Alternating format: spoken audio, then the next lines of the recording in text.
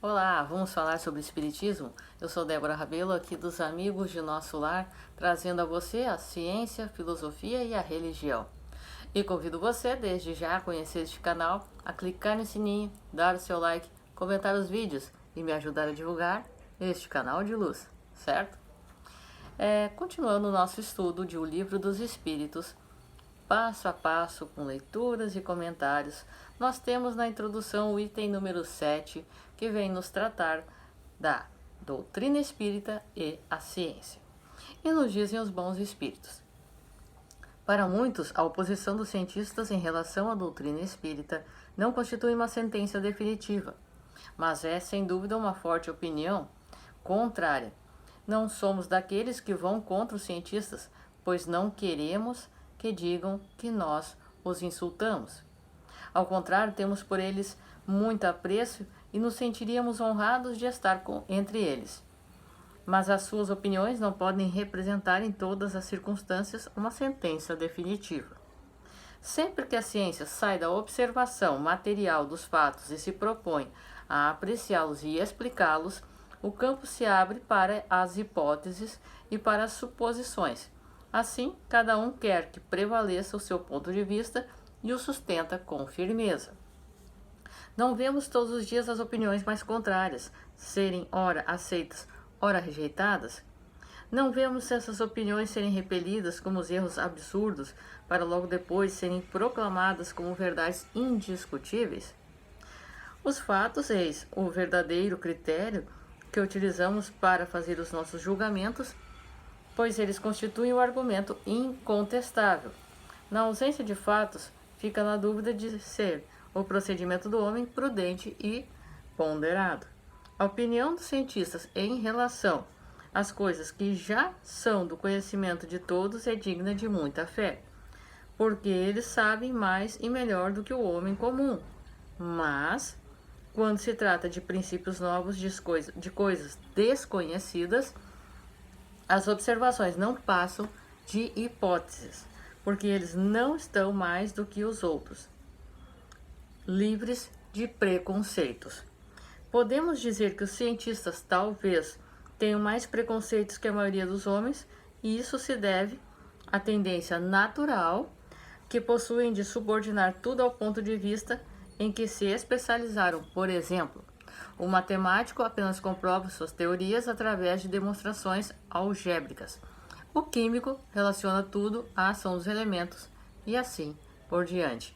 Então é da nossa natureza humana, é da nossa limitação ainda, do nosso padrão espiritual ainda em que nos encontramos, julgar as coisas ao nosso conhecimento, julgar as coisas pelo que nós temos de estudo até então, mesmo o que é desconhecido, tentar relacionar tudo como uma regra geral ou como um padrão, né, de determinado assunto, é isso e ponto final.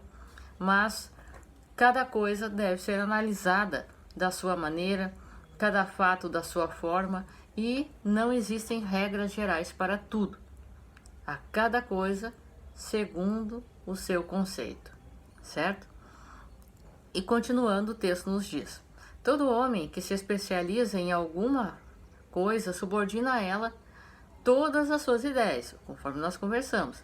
Fora do seu tempo de conhecimento, muitas vezes argumentará sem razão por querer submeter tudo ao conhecimento da sua especialidade.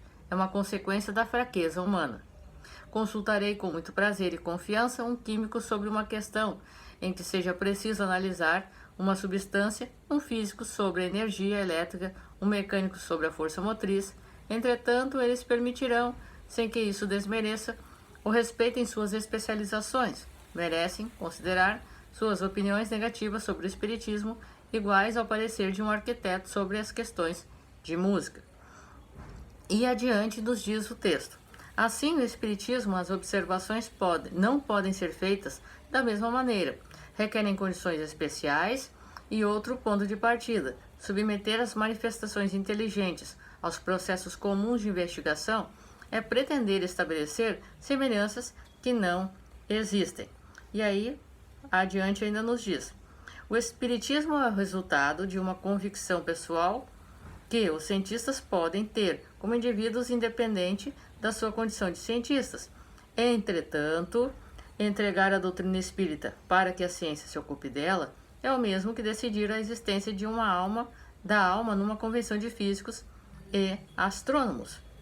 De fato, o espiritismo está todo fundamentado na existência da alma e na sua situação após a morte. De igual modo, é totalmente ilógico imaginar que um homem deva ser um grande psicólogo porque é um eminente matemático ou um notável cientista. Então, no final deste texto, estamos procurando ler questões importantes, todo ele é importante, mas separar algumas questões para que possamos comentar e assim fazer o nosso estudo deste texto, nos diz os bons espíritos. Assim dirigimos-nos àqueles que são bastante ponderados para duvidar de algo apenas porque não viram e que, julgando o futuro pelo passado, não acreditam que o homem tenha chegado ao seu apogeu, e muito menos que a natureza tenha lhes revelado tudo. Ora, então a espiritualidade vem nos dizer aqui que nós não podemos simplesmente julgar, não desfazendo da ciência. A ciência tem a sua fundamental importância, muito boa, sensacional, realmente o papel é fundamental, melhor dizendo, o papel da ciência. Porém, como a doutrina espírita se baseia em um intercâmbio com o mundo espiritual, em fatos que não sejam materiais, se torna algo que não tem como criar uma regra para analisar estes fatos. Não é apenas uma questão de intercâmbio com o mundo espiritual, mas se até mesmo as reencarnações, por exemplo, base também da doutrina espírita, não possuem uma regra geral. O meu processo reencarnatório foi baseado em várias questões das minhas reencarnações passadas, nas minhas necessidades, provas solicitadas por mim junto com os bons espíritos, com o mentor, com o anjo da guarda, a programação, a construção através dos biólogos, cientistas e médicos espirituais para que eu tivesse este corpo físico. Então, todas essas questões não podem ser analisadas pela ciência terrena. Então, a ciência pode analisar estes fatos que aconteçam de forma material, mas estes fatos espirituais não estão podendo não estão podendo ser aceitos numa regra geral, nem mesmo os fatos e condições e situações que acontecem dentro da doutrina espírita se pode dizer como uma regra geral. A pessoa passa, por exemplo, está passando por determinado fato na sua vida terrena hoje, neste momento, porque fez isso, porque aconteceu aquilo. Não. Muitas coisas devem ser levadas em conta. Então, a cada situação, uma nova posição, uma nova colocação. E a doutrina espírita, ela se aperfeiçoa, ela evolui com o tempo e com o surgimento de novas tecnologias, com o avanço da ciência, com o avanço intelectual das pessoas. Por isso que é de fundamental importância este conhecimento que traz o Livro dos Espíritos na sua introdução e todo ele e todas as obras básicas. Estude o Espiritismo, estude Kardec, estude as obras básicas, certo?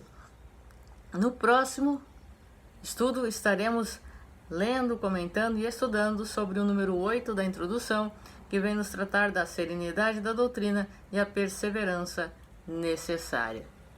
E mais uma vez, cada coisa tem o seu fato, a sua situação e o seu motivo de ser, certo? Um forte abraço a todos, que os bons espíritos nos guiem, que Jesus nos abençoe e até a próxima.